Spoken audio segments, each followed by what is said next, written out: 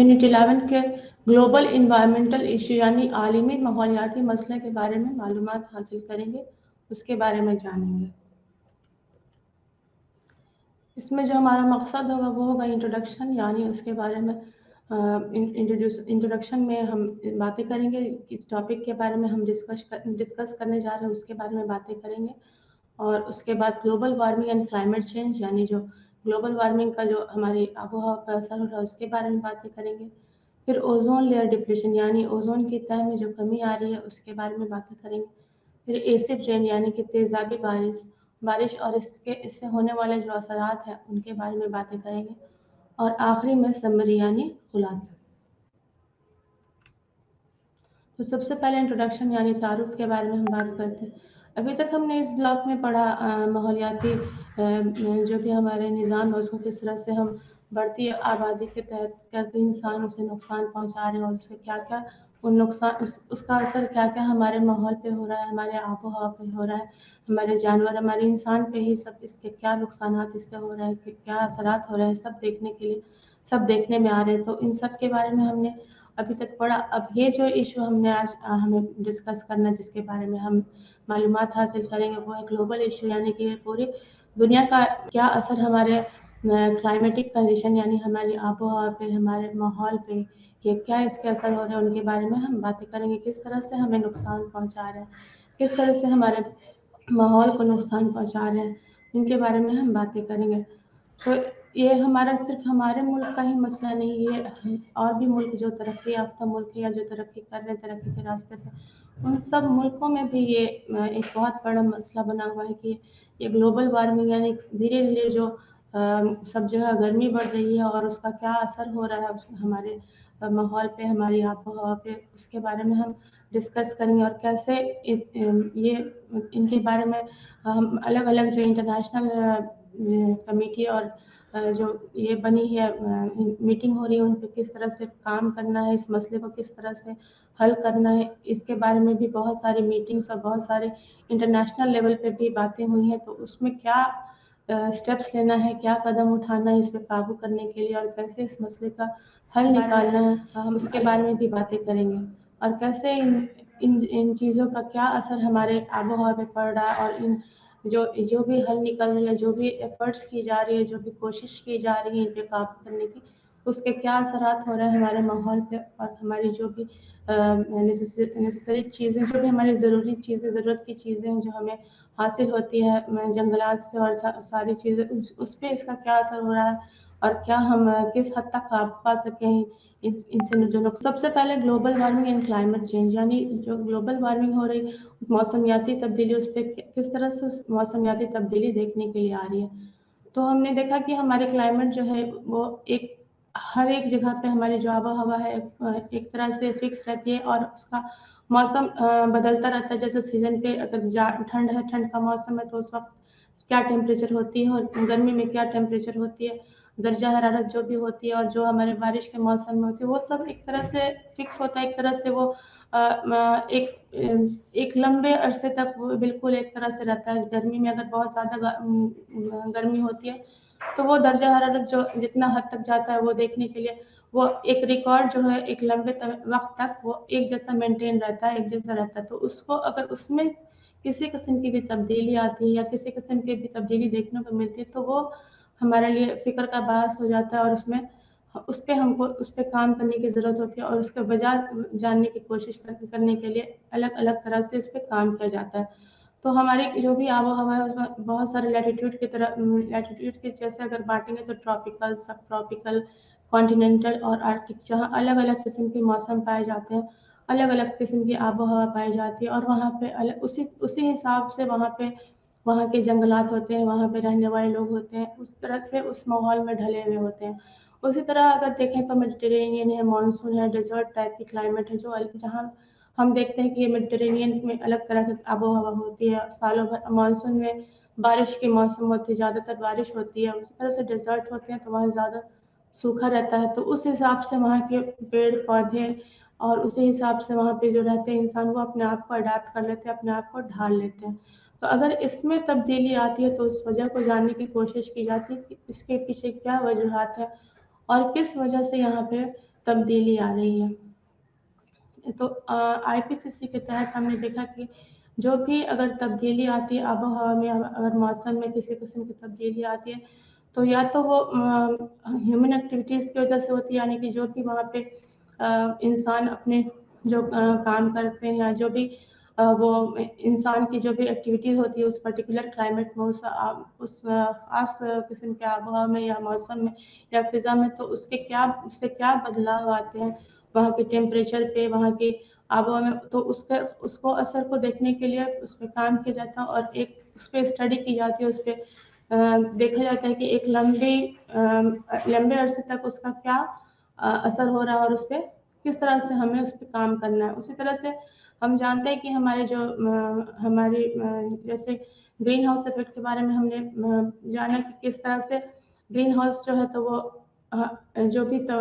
Heat होती है, जो गर्मी होती है, उसे किस तरह से अपने अंदर ट्रैप कर लेती है, उसके अंदर उसे ट्रैप करके रखती है ताकि वहाँ पे गर्मी पहुँच सके और उसके अंदर जो भी माहौल होता है वो काफ़ी गर्म होता है और अंदर का टेम्परेचर वो ग्रीन हाउस इफेक्ट उसी के टेम्परेचर में जो काम होता है, जैसे पेड़ पौधे लगे होते हैं जो भी, तो उसमें एक दर्जा हरारत में जैसे तब्दीली आती है, वो उसमें हीट ट्रैप करके रखते हैं, तो उसमें किस तरह से क्या इफेक्ट होता है ग्रीन हाउस इफेक्ट के बारे में हम जानेंगे और इसमें जो गैसेस जो ट्रैप की जाती हैं वो कैसे काम करती हैं। तो बहुत सारी गैसेस जैसे carbon dioxide, methane, ozone, chlorofluorocarbons और वाटर वेपर्स जो है ग्रीन हाउस इफेक्ट के लिए जिम्मेदार होती हैं और इन सब गैसों को हम ग्रीन हाउस गैस के नाम से जानते हैं। तो ये सब गैस जो ट्रैप करते हैं हमारे जो भी हमारी ग्रीन हाउस इफेक्ट के ज़रिए जो हमारी पूरी जो आबो हवा होती है उसका, हमारी जो एटमॉस्फेयर होती है उसके चारों तरफ एक गिलाफ चढ़ा होता है वो ग्रीन हाउस गैसेस का, तो वो जो है तो उसी के अंदर वो हीट जो है तो जैसे ही सूरज से जो हमें रेडिएशंस आते हैं, जो हीट आती है वो उसको ट्रैप कर लेते हैं और फिर उसे वापस जो है थोड़ी बहुत वो वापस जाती है, बाकी उसे वो इस्तेमाल में लाते हैं और उसी इफेक्ट को हम ग्रीन हाउस इफेक्ट कहते हैं। तो इस तरह से हम देखते हैं कि वो जो जैसे जैसे उसमें कार्बन डाइऑक्साइड जो है तो उसकी ह्यूमन एक्टिविटीज़ की वजह से कार्बन डाइऑक्साइड की जो मिकदार है वो लगातार बढ़ती जा रही है और उसकी वजह से हमारे जो ग्रीन हाउस इफेक्ट है वो धीरे धीरे उसमें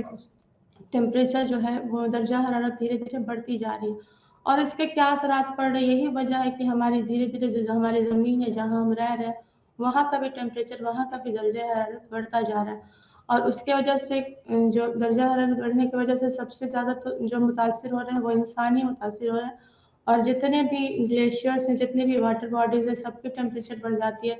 तो वो जो है जो पिघलने लगते हैं और धीरे धीरे वो जो हालात बनती है उसमें बहुत ज़्यादा सैलाब की चांसेस हो जाती है, सैलाब आने की वजूहत भी बनती है और उसके अलावा जो वाटर बॉडीज़ है जहाँ पे जो हमारे पीने की पानी वगैरह जहाँ से हमें ग्लेशियर्स वगैरह से मिलती है, तो वो ग्लेशियर्स धीरे धीरे पिघलने लगते हैं। तो धीरे धीरे उसकी वजह से वो जो समुद्र का जो सतह होता है वो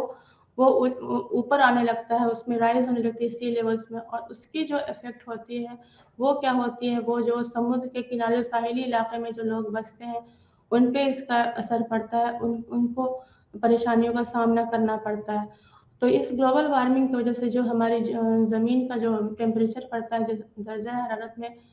तब्दीली आती है और वो बढ़ जाती है, तो उसके क्या असरात हैं वो देखना है और उसमें जो है किस तरह से उस पे काम किया जाएगा वो उसके बारे में हम जानेंगे। तो वो जो इफ़ेक्ट होता है उससे सारे साइकिल्स जितने भी हमारे एनवायरनमेंट में, जितने भी हमारे माहौल में अलग-अलग साइकिल्स चल रही, उन सब पर उसका असर होता है। जैसे हाइड्रोलॉजिकल साइकिल जो पानी की हमारी जो साइकिल चलती है वो उसमें हमने देखा कि किस तरह से वो पानी जो है तो ग्लेशियर्स से पिघल कर समुद्र में जाता है और जितनी वाटर बॉडीज़ है सब पर उसका असर होता है। सब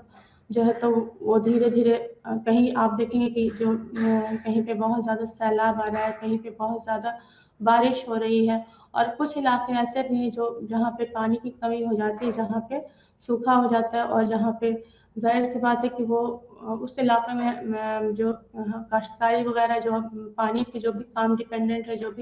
जो भी काम पानी से होता है, वो उसमें काफ़ी परेशानी का सामना करना पड़ता है। तो वो सब इलाके सूखे रह जाते हैं। तो हमने देखा कि किस तरह से वो हमारे माहौलियाती तब्दीली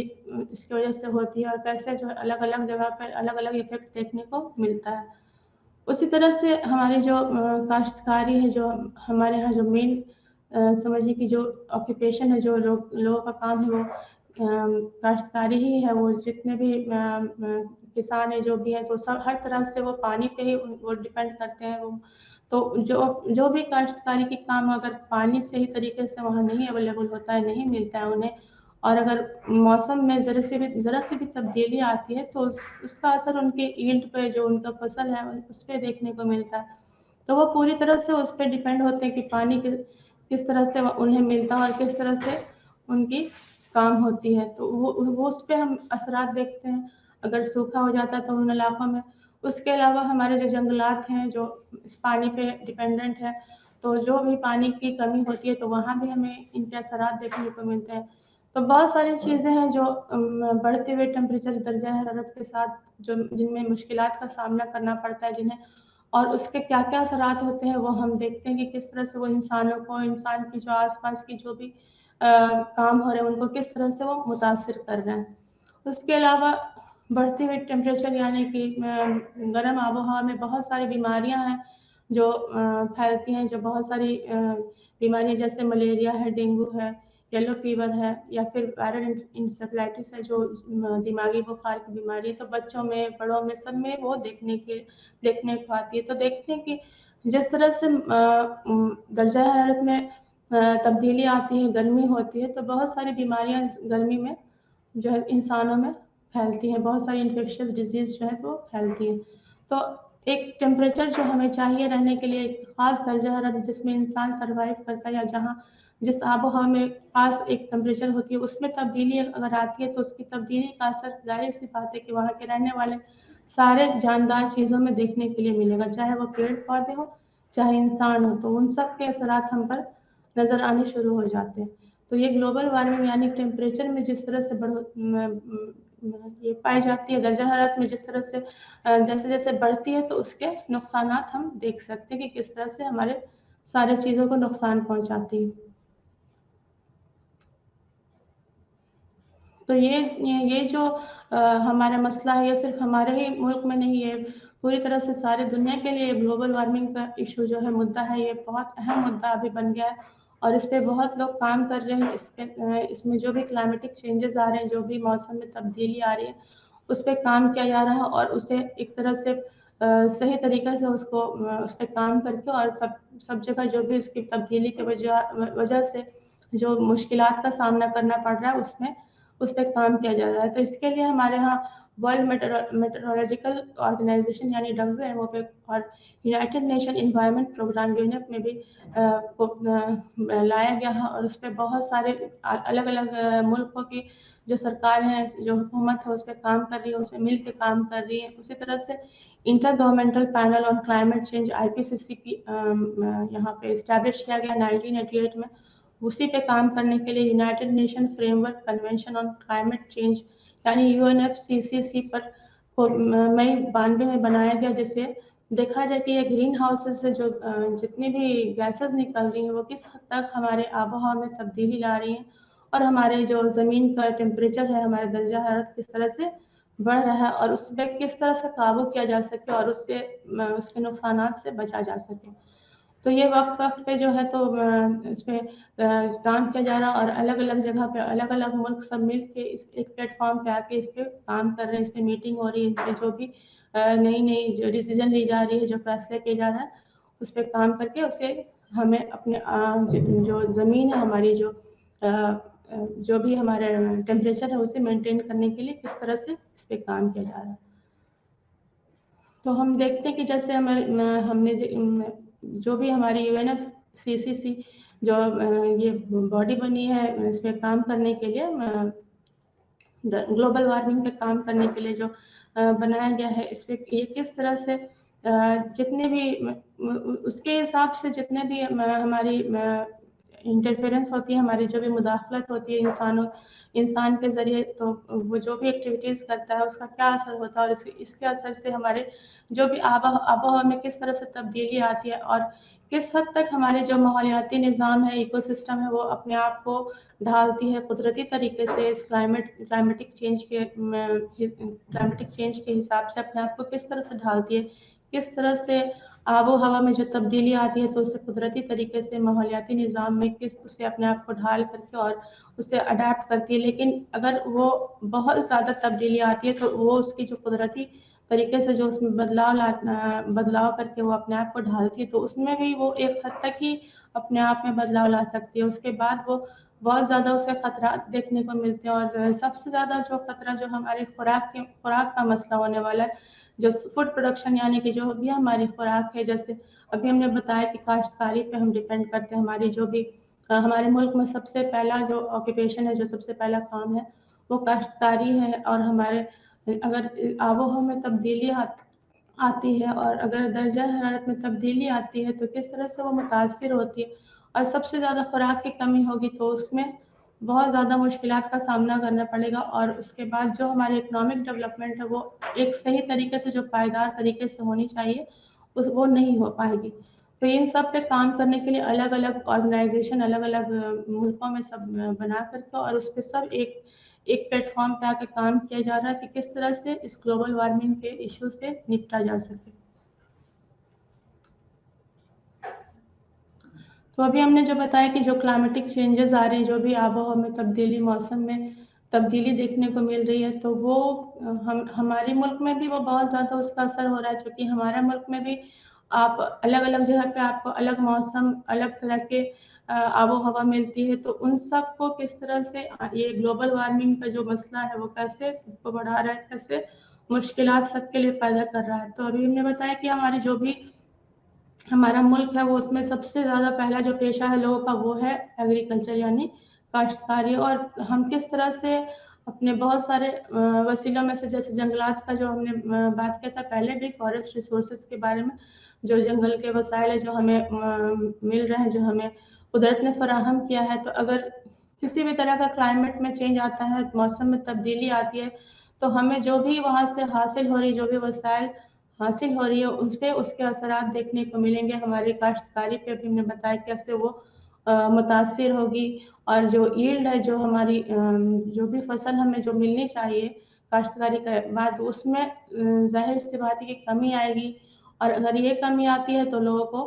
खुराक का सबसे पहले मसला शुरू हो जाएगा तो इसलिए इस पे बहुत ज़रूरी है कि ग्लोबल वार्मिंग का जो इशू है उस पे इस मुद्दे पे काफ़ी ध्यान से काम किया जाए और इस दर्जा हरारत को मेंटेन किया जाए और उस पे जो भी उनके वजूहात हैं उन पे काम करके उसे दूर किया जा सके। उसी तरह से हमारी बहुत सारी जो आबादी है जो साहिलों के किनारे जो रहती है समुद्र के किनारे जो रहती हैं तो अगर ग्लोबल वार्मिंग की वजह से सी लेवल में अगर बढ़ती है वो तो जाहिर सी बात है कि वो जो किनारे समुद्र के किनारे जो बसे हुए हैं जो भी वहाँ पे आबादी बसी हुई है उस पे उसके असर देखने को मिलेगा और उनके ऊपर खतरा हो जाएगा कि अगर जो भी नेचुरल तरीके से कुछ अगर हादसा वगैरह होता है जैसे सुनामी वगैरह आता है तो वो सब जो है एक तरह से समझिए कि ये हमारी जो इकोसिस्टम है जो हमारी माहौलियाती निज़ाम में तब्दीली आ रही है जो हमारे क्लाइमेट में तब्दीली आ रही है तो उन पे भी खतरा जो किनारे समुद्र के किनारे बसे रहते हैं उन पे भी काफ़ी खतरा होता है क्योंकि वो बढ़ते हुए सी लेवल जो है तो वो आगे जा कर के अचानक से फ्लड का या जो भी बाढ़ वगैरह का खतरा हो सकता है जो भी कुदरती तरीके से जो मुश्किलात आती हैं नेचुरल डिजास्टर्स तो उनका सामना वहाँ के रहने वाले लोग को करना पड़ सकता है तो उस वजह से बहुत सारे लोग को उन इलाकों को छोड़ करके दूसरे इलाके में जाना पड़ता है और इसमें आप अपने जगह को छोड़ के दूसरी जगह जाते हैं तो बहुत सारी आपकी जो ह्यूमन लाइफ से जो भी इंसानी ज़िंदगी है और जो भी उनके सामान है जो प्रॉपर्टीज़ है सबको काफ़ी ज़्यादा नुकसान पहुंच सकती है एक जगह से आप दूसरी जगह माइग्रेट करते हो तो उसका असर देखने को आपके जाहिर सी बात है कि आपके इकोनॉमिक कंडीशन पे आपके जो भी माली हालात है उस पर भी असर पड़ता है और आपके जो भी ज़िंदगी है जो भी लाइफ है उस पर भी असर पड़ता है तो इसके लिए जून 2008 में हमारी हुकूमत ने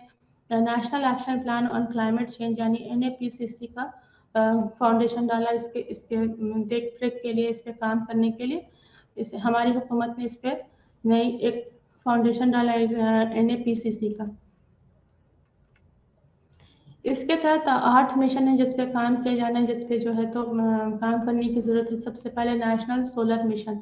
यानी कि जो भी सूरज से जो हमें तवानाई हासिल होती है, जो उस पे किस तरह से काम करना है। फिर दूसरा है national mission for enhanced energy efficiency, यानी कि जो हमें तवानाई हासिल हो रही है, जो उसको किस तरह से उसका इस्तेमाल हम करें और कैसे उस पे काम करके हम उससे ज़्यादा से ज़्यादा फ़ायदा, ज़्यादा से ज़्यादा अपना भला कर सके। उसी तरह से national mission on sustainable habitat,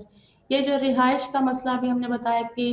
रिहाइश में तब्दीली आ जाती है अगर किसी भी किस्म का नेचुरल डिजास्टर या कोई भी कुदरती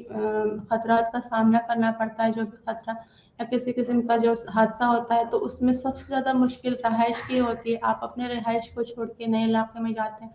तो उसका इंतज़ाम किस तरह से किया जाना चाहिए, उस पर काम करने के लिए ये national mission on sustainable habitat. उसी तरह से नेशनल वाटर मिशन, जो पानी की कवायन का मसला है, उसके बारे में काम करने के लिए national water mission. National mission for sustaining the Himalayan ecosystem, तो हमारी जो हिमालय में माहौलियाती निज़ाम है उसे किस तरह से पायदार रखा जाए, किस तरह से उस पर काम किया जाए, उसके बारे में भी नेशनल मिशन उसके लिए भी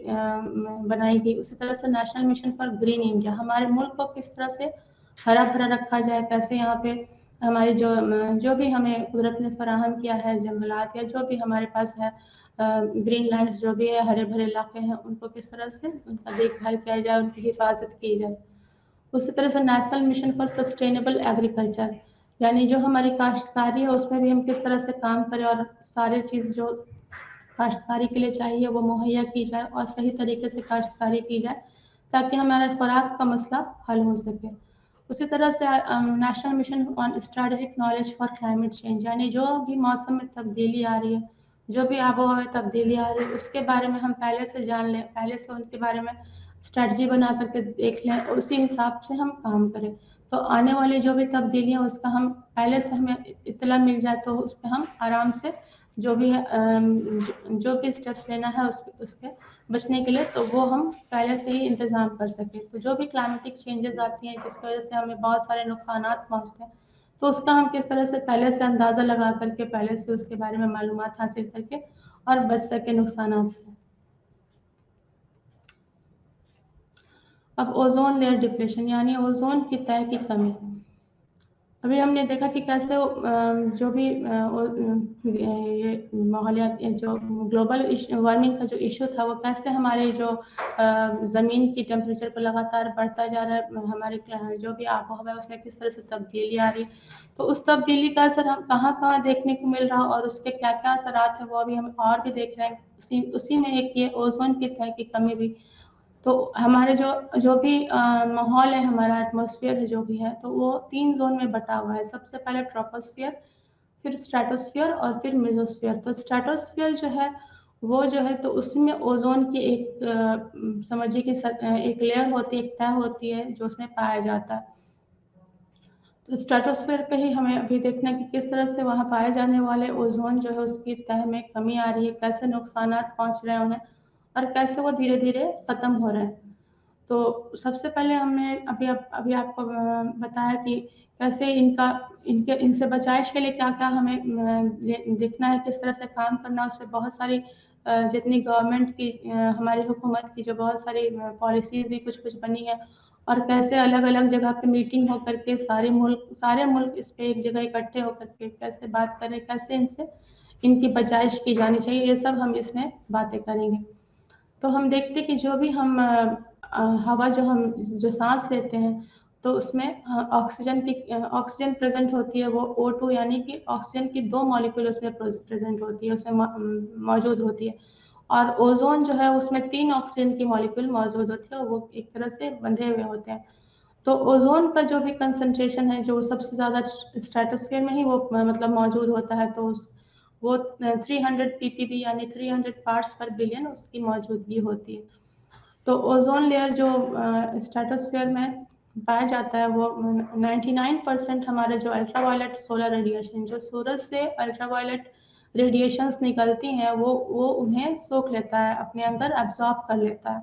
तो ओजोन इसलिए हम कहते हैं कि हमारे लिए बहुत ज़्यादा ज़रूरी है, और अगर वो सही तरीके से उसे सोख लेता तो अल्ट्रा वायलेट रेडिएशंस जो है उनके नुकसानात से हम बच सकते हैं। ये अल्ट्रा वायलेट रेडिएशन जो सूरज से निकलते हैं वो 3 तरह के होते हैं, उसमें अल्ट्रा वायलेट ए, अल्ट्रा वायलेट बी और अल्ट्रा वायलेट सी। तो अल्ट्रा वायलेट ए जो है वो उतने ज़्यादा नुकसानदेह नहीं होते हैं, या उनसे जो तवानाई उनमें कम तवानाई पाई जाती है, कम नुकसान उनके देखने के लिए मिलती है। लेकिन अल्ट्रा वायलेट बी और अल्ट्रा वायलेट सी बहुत ज़्यादा उनमें तवानाई भी होती है, और वो बहुत ज़्यादा खतरनाक भी होते हैं हमारी ज़िंदगी के लिए, और हमारे ज़मीन पे जो जितने भी जानदार चीज़ें पाई जाती हैं उन सबको ये नुकसान पहुंचाते हैं। तो इनका जो भी हम देखते हैं कि इनसे जो भी नुकसान पहुंचता है अल्ट्रावायलेट ए से, तो वो किसी हद तक बाकी दोनों के मुकाबले में कम होता है, और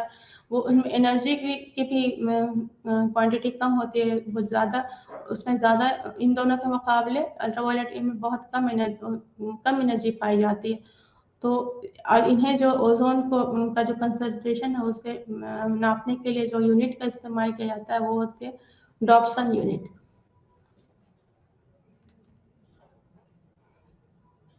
1974 में हमारे यहाँ जो दो साइंटिस्ट ने, मैरियो मोलिना और एफ शेरवुड रोलैंड ने सजेस्ट किया था कि जो भी ओजोन में डिप्लेशन हो रहा है, या जो भी ओजोन की लेयर में कमी आ रही है, उसमें एक वजह क्लोरोफ्लोरोकार्बन है। जो क्लोरोफ्लोरोकार्बन है वो उनके तय को नुकसान पहुंचा रहे हैं, और उनको धीरे धीरे खत्म कर रहा है, उसमें कमी आ रही है। ये क्लोरोफ्लोरोकार्बन जो है तो बहुत स्टेबल होते हैं और नॉन रिएक्टिव होते हैं। काफ़ी हद तक अगर इन्हें छोड़ दिया जाए तो ये सालों तक, 100 साल तक भी ये कुछ नहीं नुकसान पहुंचाएंगे। उसी तरह से अनरिएक्टिव स्टेज में रहेंगे, यानी किसी तरह का उसमें रिएक्शन नहीं होगा। लेकिन अगर ये क्लोरोफ्लोरोकार्बन जो होते हैं, अगर अल्ट्रा वायलेट रेडिएशन जो हमारे सूरज से जो निकलती है, और जो ओजोन जिसे ये कर लेता है, सोख लेता है, एब्जॉर्ब कर लेता है अपने अंदर, अगर इनके कांटेक्ट में आती है, इनसे मिलती है, तो फिर वो इस प्रोसेस में जो है अल्ट्रावायलेट रेडिएशन जो है क्लोरोफ्लोरोकार्बन को तोड़ करके उसमें जो क्लोरीन मौजूद होती है वो रिएक्शन होकर के वो क्लोरीन जो है रिएक्ट करके और ओजोन की जो परत है उसको काफ़ी नुकसान पहुंचाती है, उसकी जो तय है उसे बहुत नुकसान पहुंचाती है। तो हमने देखा ये क्लोरोफ्लोरोकार्बन जो है वो काफ़ी हद तक हमारे लिए बहुत नुकसानदेह साबित होती है। और ये क्लोरोफ्लोरोकार्बन जो है तो ये हमारे यहाँ किन चीज़ों में पाई जाती हैं, किन किन चीज़ों से निकलती है, जैसे हम अपने जो भी आशाइश के लिए सामान यूज़ करते हैं, जैसे फ्रिज है, एसी है, तो इन सब चीज़ों में क्लोरोफ्लोरोकार्बन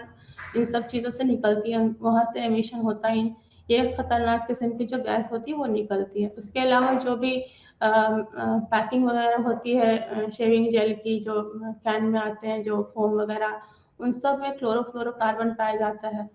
और उसके अलावा जो हमारी कुछ हद तक हमारी सवारियां हैं जो जिसमें से कुछ क्लोरोफ्लोरोकार्बन हल्का फुल्का उसमें से भी निकलती हैं।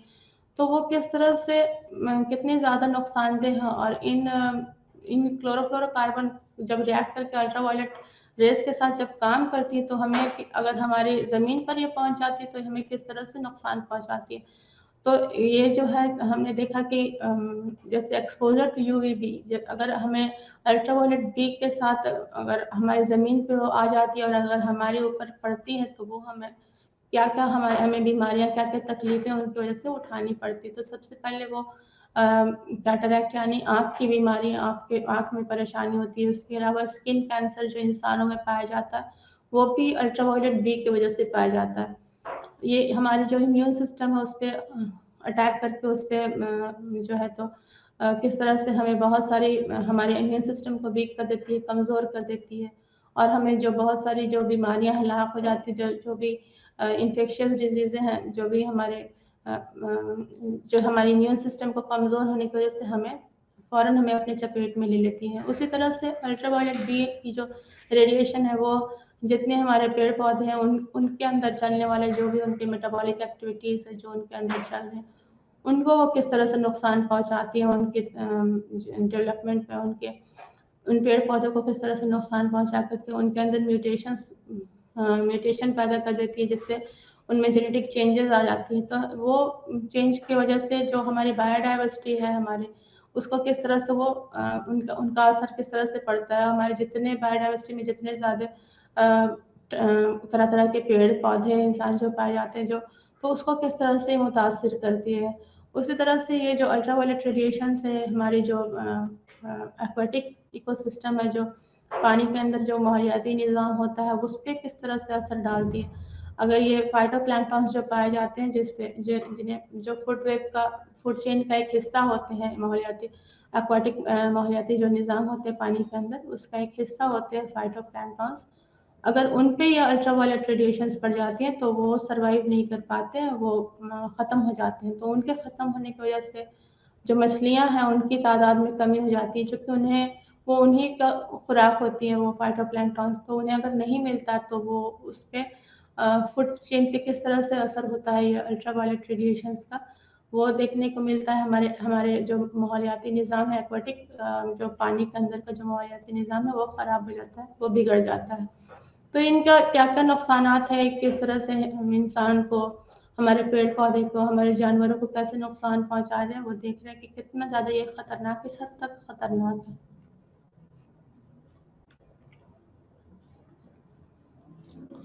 ایسڈ رین یعنی تیزابی بارش. ابھی ہم نے جو اوزون لیئر کے بارے میں باتیں کی تو اس میں جو ہے ہماری جو منسٹری آف انوائرمنٹ اور فارسٹ کلائمیٹک چینجز کے جو منسٹری ہے تو وہاں پہ یہاں بہت سارے کام ہو رہی ہے, اور اوزون سیل کا بھی اس میں جو ہے تو بنایا گیا ہے. جو اوزون لیئر میں جو لگاتار اس کے سطح میں کمی آ رہی ہے تو اس پہ کام کرنے کے لیے اس پہ کس طرح سے کام کیا جا رہا ہے اس کے بارے میں بھی بتایا گیا. تو اگر آپ کچھ بھی اس کے بارے میں معلومات حاصل کرنا چاہتے تو ہمارے جو بک ہے اس میں بہت ساری ویب سائٹس دی ہوئی ہیں, آپ ان میں جا کر ان سے تفصیل ان کے بارے میں معلومات حاصل کر سکتے ہیں. اور جو بھی ہماری ابھی اوزون سیل جو بنی ہے تو اس سے ہمارے ملک میں بھی بہت سارے جو کلورو فلورو کاربن کی جو کمپاؤنڈس ہوتی ہیں جو خطرہ ہے ہمارے لیے اوزون کے لیے, تو اس کے استعمال میں کمی لانے کے لیے ہماری حکومت نے بھی بہت حد تک کام کیا. اس میں سے جو 20 خطرناک قسم کی کمپاؤنڈس اس میں 7 جو ہے ہمارے ملک میں پائے جاتے ہیں. تو ان پہ کس طرح سے قابو کیا جانا چاہیے, ان کے استعمال پہ کس طرح سے قابو کرنا ہے, اس کے لیے الگ الگ طرح کی اسکیمس بنی ہیں. الگ الگ طرح کے جو بھی انٹرپرینرس ہیں, جو بھی ہمارے نئے نئے جو بزنس مین ہیں, جو ان سب کو کیسے ان کے استعمال میں کمی لانا ہے, اس کے لیے ہماری حکومت جو ہے تو انہیں ٹائم ٹو ٹائم ان کے بارے میں معلومات حاصل کرا رہی ہے. اور دھیرے دھیرے جو ہے تو ان میں کمی لا کر کے ہم کیسے اوزون کو اوزون کی جو طے ہے اس کو محفوظ کر سکیں, اس کے بارے میں لگاتار کام ہو رہا ہے. تو جتنے بھی اس پہ کام ہوئے جو الگ الگ جگہ پہ میٹنگس اور الگ الگ جگہ پہ گورنمنٹ جو ہے تو ان پہ کام کر رہی ہے غیر ملکوں میں بھی, تو اس کا یہ اثر ہوا ہے کہ دھیرے دھیرے ہماری جو اوزون کی طے ہے جو نقصانات پہنچ رہے تھے ان میں وہ دھیرے دھیرے اب ہیل ہو رہی ہے. اب جو ہماری اگلے کچھ سالوں میں کچھ حد تک اس پہ قابو پایا جا سکتا, اور جو ناردرن ہیمیسفیئر اور سدرن ہیمیسفیئر ہے ان کے اوپر جو اوزون کی لیئر ہے ان سب میں دھیرے دھیرے ہیلنگ دیکھنے کی نظر آ رہی ہے. اور اس پہ جو ہے 2030 تک 2050 تک الگ الگ جگہ پہ دونوں طرف سے جو بھی نقصان ہوئے ہیں, جو بھی اس کے تہ میں خرابی آئی ہے, وہ کسی حد تک اس پہ قابو پایا جا سکے گا. تو اگر اس کے بارے میں جاننا ہے یا اس کے بارے میں جو بھی معلومات حاصل کرنی ہے تو وہ آپ اپنے بلاگ میں جو ویب سائٹس دیے ہوئے ہیں اس پہ آپ جا کر کے اس کے بارے میں تفصیل حاصل کر سکتے ہیں.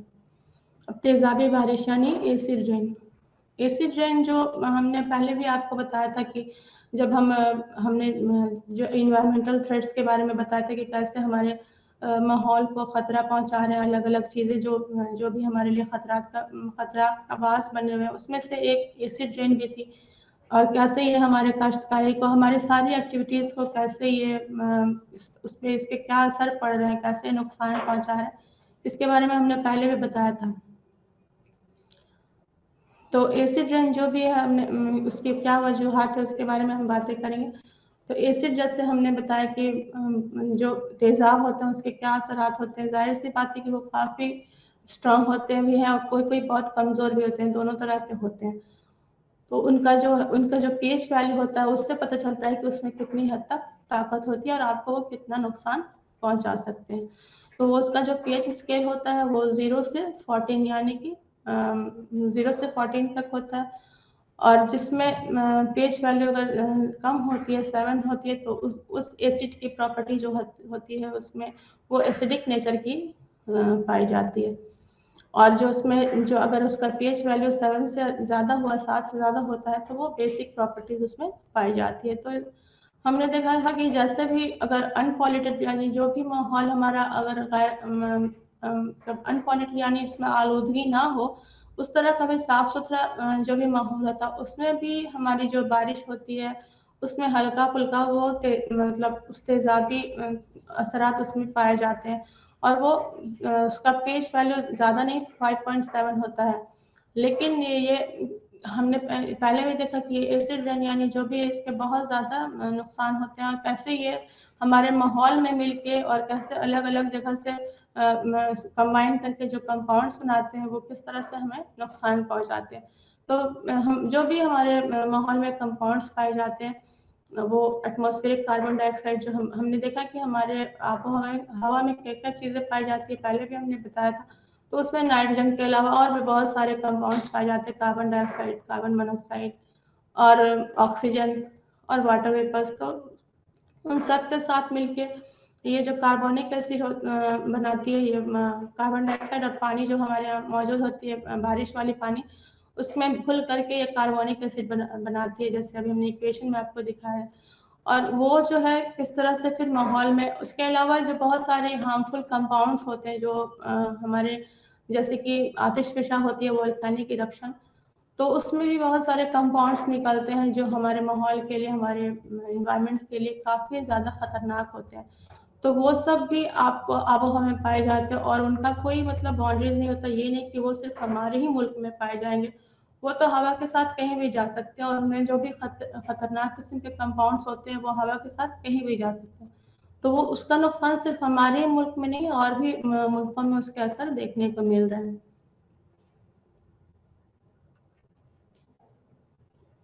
एसिड डिपोजिशन दो तरह की होती है, एक गीली होती है, एक सूखी होती है। तो गीली जो होती है वो हमारी जो बारिश होती है या बर्फ होती है, या इवन हमारे यहाँ जो फॉग जो कुहासा पाया जाता है उसमें भी वो पाए जाते हैं। उसी तरह से जो ड्राई डिपोजिशन होती है, जो सूखी डिपोजिशन होती है,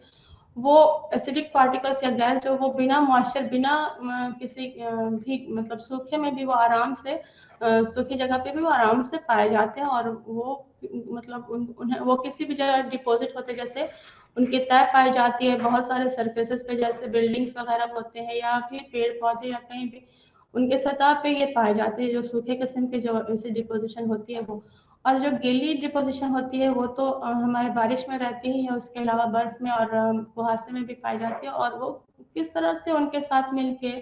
रिएक्ट करके वाटर वेपर्स के साथ कैसे वो नए नए कंपाउंड्स, खतरनाक किस्म के कंपाउंड्स बनाती है, और कैसे वो हमारे लिए नुकसानदेह साबित होते हैं। तो अभी जैसे हमने बताया कि वो भी एक तरह का ग्लोबल इशू हो गया है, जैसे हमारे मुल्क में ही वो मसला नहीं बना हुआ है, वो और भी मुल्कों में ये काफ़ी ज़्यादा ये मसला बना हुआ है, ये परेशानी का बास बना हुआ है। तो वहाँ भी जैसे ये नुकसान पहुँचा रहे हैं, इनके लिए भी अलग अलग जगह पे काम हो रहा है, मीटिंग हो रही है, जो भी सरकारी जो भी हुकूमतें हैं वो सब मिल के एक प्लेटफॉर्म पे इनके लिए भी, इन पे काबू करने के लिए भी काम किया जा रहा है। तो अभी हमने आपको ग्लोबल वार्मिंग के बारे में बताया, तो उसमें भी अलग अलग जगह पे मीटिंग हो रही है, और नई नई जो भी कायदे बन रहे हैं, जो भी स्टेप्स लिया जा रहा है, उसी तरह से अभी ओजोन लेयर में भी उसी तरह से मीटिंग करके सारे ममालिक जितने भी मुल्क हैं सब आगे इकट्ठे होकर के एक प्लेटफॉर्म पे मिलकर काम कर रहे हैं, और कैसे और इन सब के खतरात से बचने के लिए काम। उसी तरह से एसिड रेन के बारे में भी, ये भी अब ग्लोबल इशू बना हुआ है, सब मुल्क के लिए परेशानी का बास बना हुआ है, तो उस पर भी सारे मुल्क आगे आकर के काम कर रहे हैं।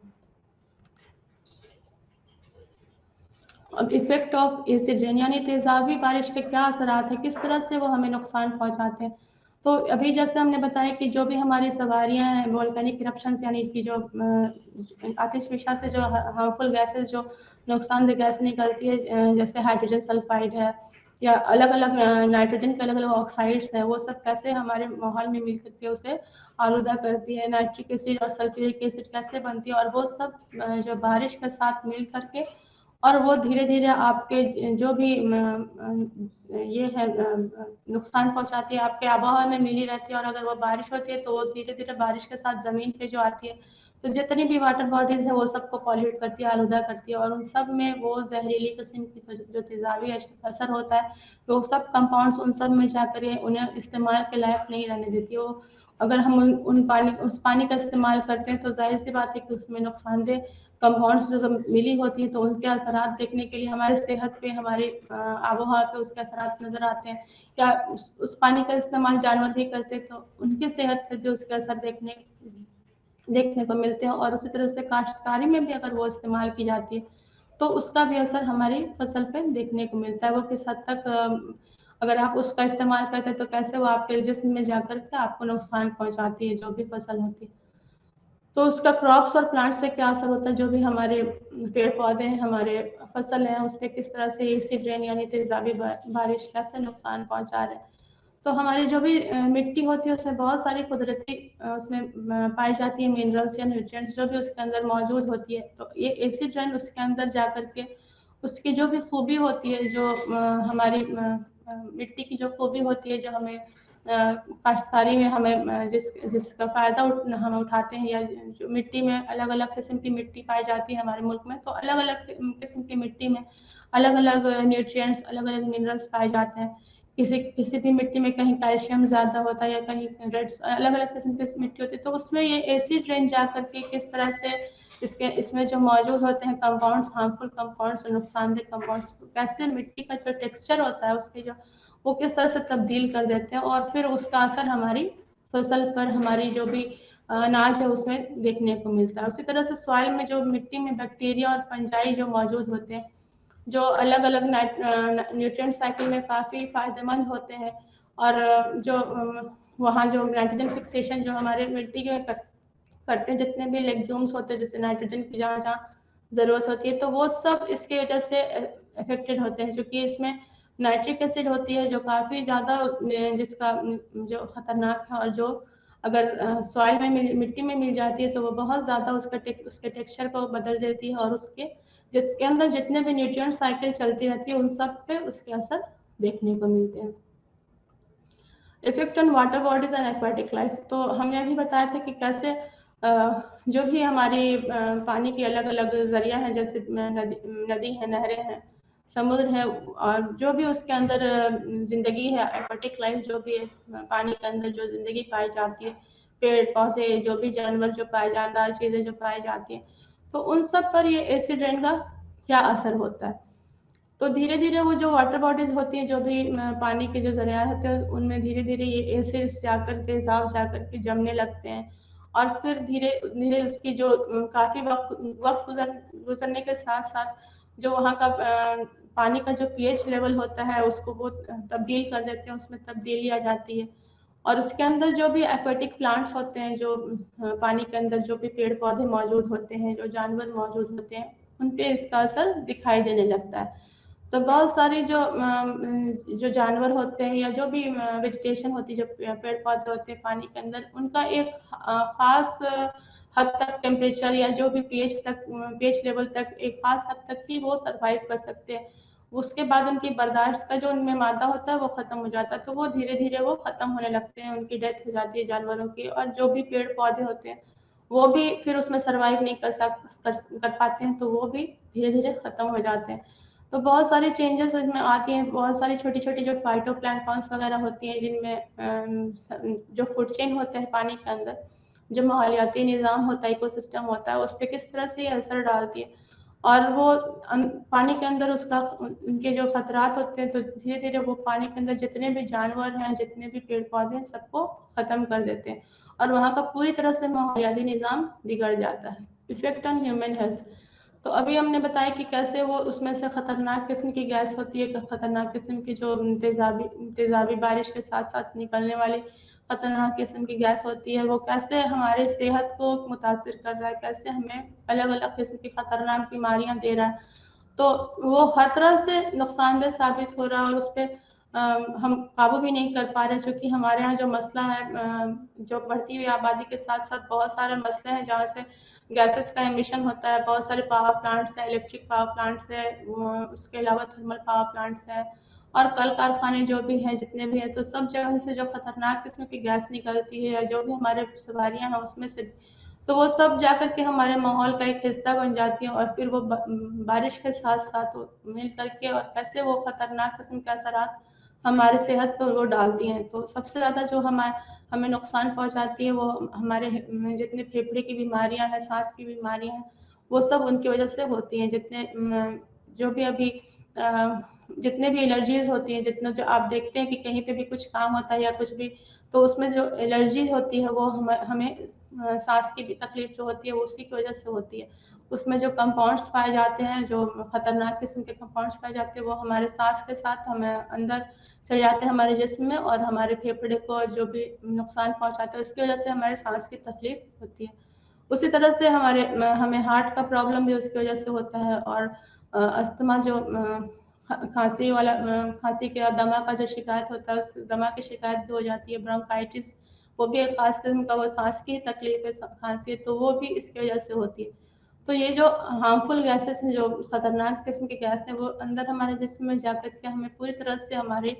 जो रेस्पिरेटरी सिस्टम है, जो हमारी जो सांस की नली है, उसको किस तरह से नुकसान पहुंचाती है और बहुत सारी सांस की बीमारियां हमें देकर जाती हैं। इफेक्ट ऑन मटेरियल, तो इसके अलावा जो हमने तो अभी देखा, हमारे पेड़ पौधे को, हमारे माहौल को, हमारी सेहत को किस तरह से ये तेजाबी बारिश मुतासिर कर रही है। लेकिन इस सब के साथ साथ हमारे जो सामान है, जो हमारे ज़मीन पर मौजूद है, उसे भी ये एसिड रेन यानी तेजाबी बारिश किस तरह से नुकसान पहुंचा रही है। तो बहुत सारी ब्रिजेस हैं, मॉन्यूमेंट, जो कि हमारे मुल्क में तो बहुत सारे मॉन्यूमेंट्स, बहुत सारी जो पुरानी हमारी रिवायती बहुत सारी बिल्डिंग्स पाई जाती हैं, बहुत सारे स्टैचूज पाए जाती हैं, मॉन्यूमेंट्स पाए जाते हैं। ये सब को इसका एसिड का यानी तेजाबी बारिश का कैसे ये नुकसान पहुंचा रहे हैं, इन सबको ये हम देखते हैं। धीरे धीरे हमारे जो पेंट्स होते हैं, जो मेटल्स वगैरह होते हैं, वो किस तरह से इनसे जंग आलूदा होता है, इनके ऊपर इनका असर दिखता है, वो धीरे धीरे उसे ख़त्म कर देते हैं, उनकी जो भी खूबसूरती है उसे बर्बाद कर देते हैं। और चूँकि हमारी जितने भी हिस्टोरिकल मॉन्यूमेंट्स हैं, जो हमारी चूँकि तारीखी हमारी जो भी मॉन्यूमेंट्स हैं, उसका बहुत ज़्यादा ख्याल रखने की ज़रूरत है, क्योंकि वो हमारी समझिए वो हमारे मुल्क का एक बहुत ज़्यादा अहम हिस्सा है और उससे हमारी जितनी भी कल्चर, हमारी सब तहजीब का पता चलता है। तो उसका बहुत ख़ास ख्याल रखने की ज़रूरत है। तो हमारी जैसे ताजमहल आगरा में जो मौजूद है मॉन्यूमेंट, जो पूरी दुनिया में जो मशहूर है, तो उस पर धीरे धीरे इस तेजाबी बारिश का ये असर हो रहा है कि वो चूँकि संगमरमर का और लाइमस्टोन का बना, तो उस पर ये उसकी वजह से उसकी जो सफ़ेद जो खूबसूरती है, जो सफ़ेदी है, वो मुतासिर हो रही है, उसको ये धीरे धीरे ख़राब कर रहा है। उसी तरह और भी बहुत सारे हिस्टोरिकल मॉन्यूमेंट्स हैं जिनके ऊपर ये एसिड रेन की वजह से, तेजाबी बारिश की वजह से नुकसान पहुंच रहे हैं। तो ये हमने देखा कि हमारे किस तरह से एसिड रेन हमें मुतासिर कर रही है और कैसे इनसे बचा जा सकता है, इन पे किस तरह से काबू पाया जा सकता है। तो बहुत सारी हमारी ह्यूमन एक्टिविटीज़ जो है उन पे काबू करके और उस पर रोक लगा करके हम बहुत सारी ऐसे जो नुकसानदेह गैसेस हैं उनसे बचा जा सकता है। उसके अलावा चूँकि हमारी एक्टिविटीज़ की वजह से ही हमारी माहौल आलूदा हो रही है, तो उसका असर हमारे हमारे सेहत पे, हमारे जितने भी हमारे जानदार चीज़ें जो हम ज़मीन पर मौजूद है, सब पे उसका असर देखने के लिए मिल रहा है कि कैसे वो उनके नुकसानात सब चीज़ पे नज़र आ रही है। और इस सब हमारे सेहत के साथ साथ हमारे जो ज़मीन पे जो आपकी जो खूबसूरती है, जो मॉन्यूमेंट्स है, जो हमारी तारीखी जो बिल्डिंग्स हैं, उन सब पे इसका क्या असर हो रहा है। तो अब समरी यानी खुलासा, इस यूनिट में हमने ग्लोबल इश्यूज के बारे में बातें की, जैसे ग्लोबल वार्मिंग की वजह क्या है और कैसे हमारी आबो हवा में, हमारे क्लाइमेट में, मौसम में तब्दीली आ रही है, उसके बारे में हमने बातें की। और कैसे उस पर अलग अलग जगह पे हर मुल्क में काम किया जा रहा है, सब जगह मीटिंग्स बुला करके और सब اس پہ کام کیا جا رہا ہے، اور جو بھی آب و ہوا میں تبدیلی آ رہی ہے جس کی وجہ سے جو نقصانات ہمیں اٹھانے پڑ رہے ہیں، جیسے جو موسم کی الگ الگ جو پہلے کی طرح موسم جس جگہ پہ تھی اس میں تبدیلی آ رہی ہے، جیسے سوکھی جو بھی جگہ تھی جہاں پہ سیلاب آ رہا ہے، اور جو ڈرائی جو جگہ تھی اس پہ سیلاب آ رہا ہے، اور جو بھی ہمارے جتنے گلیشیئرس ہیں، جتنے واٹر باڈیز ہیں، جتنے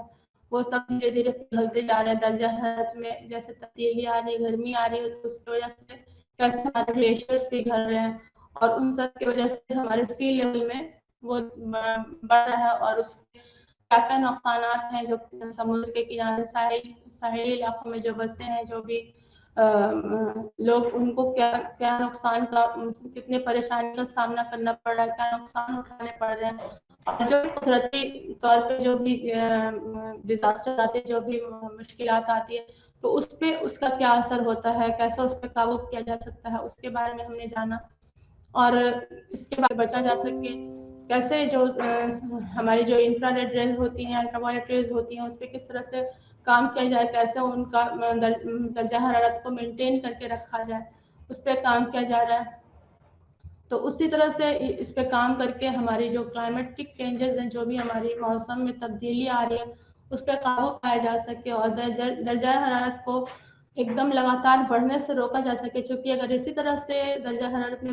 بڑھتا رہا تو پھر وہ ہمارے لیے بہت مشکل کا ہمیں سامنا کرنا پڑے گا. پانی کی کمی ہو جائے گی، ہماری خوراک کی کمی ہو جائے گی، اور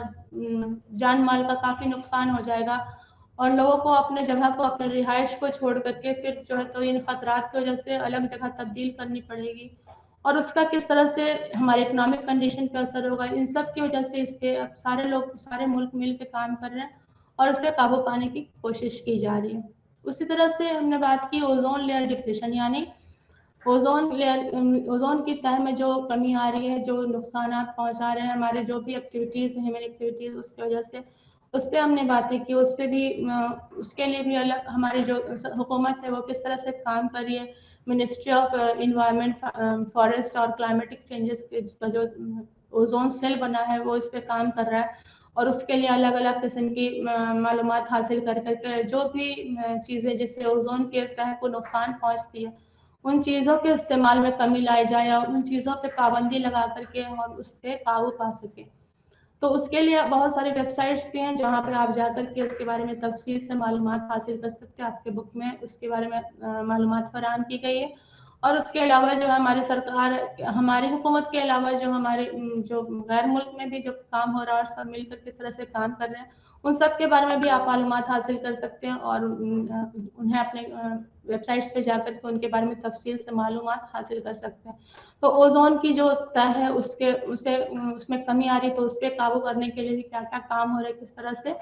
جتنے بھی اس کے لیے رسپانسبل جو ذمہ دار ہیں اس کی تہہ کی خرابی کے لیے، اس کی کمی کے لیے، تو ان سب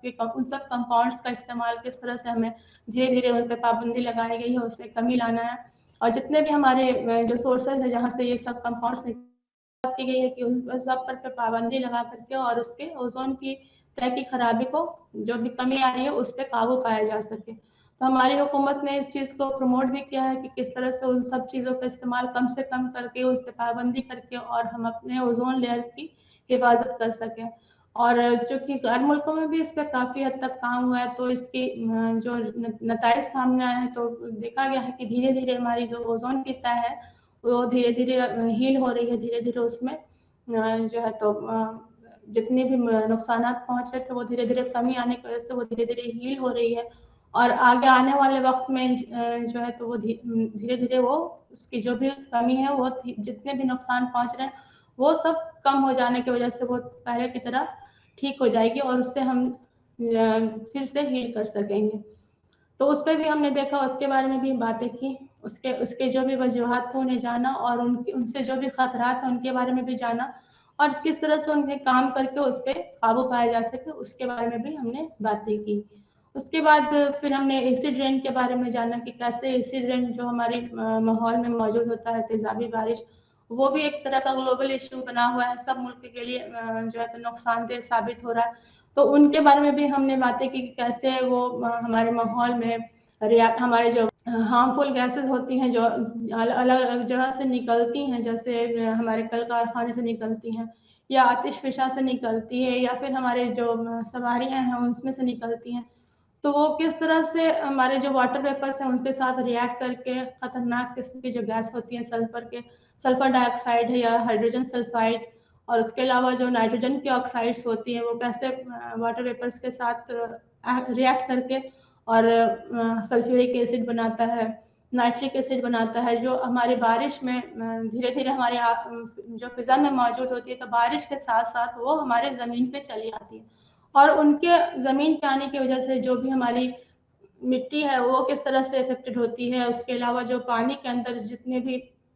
जानवर मौजूद होते हैं, जो हमारी पानी के अंदर के माहौलियाती निज़ाम है वो कैसे मुतासिर होते हैं। उसके अंदर पाए जाने वाले पेड़-पौधे, उसके अंदर पाए जाने वाले जानवर कैसे मुतासिर होते हैं और कैसे वो नुकसानात पहुँचाते हैं। पूरी तरह से वो माहौलियाती निज़ाम को बिगाड़ देते हैं और वो धीरे-धीरे सर्वाइव उस कंडीशन में नहीं कर पाते, उस हालात में वो नहीं रह पाते हैं, तो धीरे-धीरे वो ख़त्म हो जाते हैं। तो इनके बारे में हमने जाना कि एसिड रेन के क्या-क्या नुकसानात हैं, हमारी जितनी भी काश्तकारी है उससे कैसे अफ़ेक्टेड होती है, क्योंकि मिट्टी में जो भी नुकसानदेह चीज़ें बारिश के साथ-साथ जाकर मिलती हैं, तो मिट्टी के अंदर जो कुदरती तौर पे मौजूद होती है न्यूट्रिएंट्स जो भी, तो उसको भी वो धीरे-धीरे ख़त्म कर देती हैं। तो और उसके साथ-साथ वो मिट्टी में जाकर के जितने भी अनाज या जितनी भी फसल हमारी होती है, उन सब में वो चीज़ उनकी मिकदार पाई जाती है और उस फसल का अगर हम इस्तेमाल करते हैं, तो वो ज़ाहिर-सी बात है कि हमारे सेहत को नुकसान पहुँचाती है। या जानवर भी उसका इस्तेमाल करते हैं तो उनके सेहत को भी वो नुकसान पहुँचाती है। उसी तरह से हमने देखा कि कैसे हमारे सेहत को मुतासिर करती है, कैसे हमें अलग-अलग किस्म की बीमारियाँ होती हैं, साँस की तकलीफ़ें हो देती हैं, वगैरह पाए जाते हैं। तो उन सब के को कैसे वो नुकसान पहुँचा रही है, उन सब की परत के ऊपर किस तरह से ये जम करके इनकी डिपोज़िशन उनके साथ रिएक्ट करके कैसे उन्हें नुकसान पहुँचा रहे हैं, उनकी जो भी खूबसूरती है उनको किस तरह से ज़ाया कर रहे हैं। तो ये सब का असर हमने देखा कि क्या-क्या असर है। उसके अलावा हमने देखा कि हमारे माहौल को भी एक तरह से आलूदा बना रही है। फिर हमने देखा कि इसमें कितने सारे एग्रीमेंट्स, कितने सारे ट्रीटीज़, जितने मुआहदे हुए हैं इसके बारे में, इन सब चीज़ों को रोकने के लिए, इन सब चीज़ पे काबू करने के लिए, उसके बारे में हमने देखा और क्या-क्या हमें भी क्या-क्या स्टेप्स लेना है, क्या-क्या कदम उठाना है ताकि हम इन सब मुद्दों पे किसी हद तक काबू पा सकें, इन सब पे किसी तरह से रोक लग सके। तो इन सब के बारे में हमने इस सेक्शन में जाना। इस यूनिट में हमने जितने भी ग्लोबल इश्यूज़ थे उन सब के बारे में डिस्कस किया, उन सब के बारे में मालूमात हासिल की, उन्हें किस तरह से काबू पाया जा सके उन पे, उसके बारे में मालूमात हासिल की और कैसे अलग-अलग मुल्क में इसके लिए काम हो रहा है, अलग-अलग इंतज़ाम किए जा रहे हैं या हमारी हुकूमत भी क्या-क्या काम कर रही है, इसके बारे में हमने मालूमात हासिल की। तो नाज़रीन आज के लिए बस इतना ही, अगले क्लास में आपसे फिर मुलाकात होगी। शुक्रिया।